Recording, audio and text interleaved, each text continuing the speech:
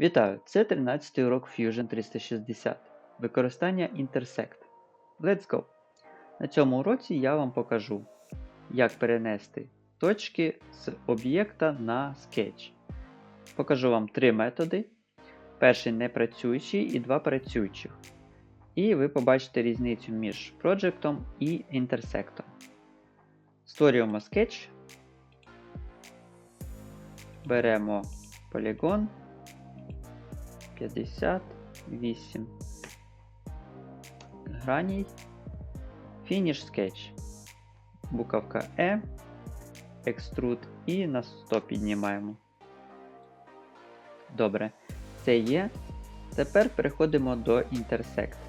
Перший метод я покажу непрацюючий. Натискаємо Plane. Створюємо наш plane на нашій поверхні. Підіймаємо десь на 10. Окей. Створюємо Sketch. Create, Project, Intersect. Бачимо, що ми навели на наш полігон, і в нас нічого не висвічується. Наші еджі і поінти не підсвічуються.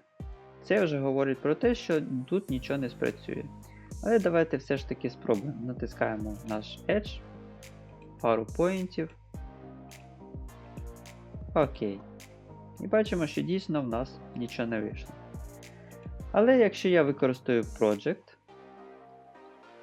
то ми бачимо, що я навожу на наш полігончик і в нас все працює. Я натискаю на полігончик і натискаю ОК. Бачимо, що в нас на відстані перенеслось і наші еджі, і наші поінти. Finish Sketch. Видаляємо цей скетч і нашу платформу. Далі створюємо нову платформу на нашій поверхні. Зараз ми нічого не підіймаємо. Створюємо Sketch.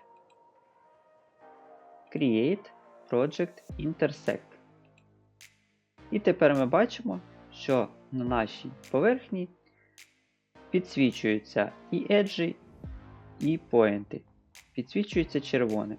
Це означає, що в нас все повинно спрацювати. Вибираємо пару еджів, чи один едж і пару поінтів. Окей. Бачимо, що в нас все спрацювало. Чудово.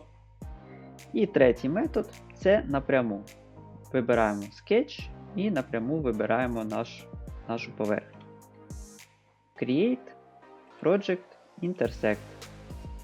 Так само бачимо, що підсвічується червоним. Це означає, що спрацює. Вибираємо наш Edge, пару поінтів. Окей. Ми бачимо, що ми вибрали лінію, і в нас з'явилась тільки одна точка, один point, а не два. В попередньому випадку це так само створилось, і там теж не створився другий point. Тому майте це на увазі, що якщо вибираєте лінію, то у вас створиться лише один point з правої сторони. На цьому все. До зустрічі на наступному уроці.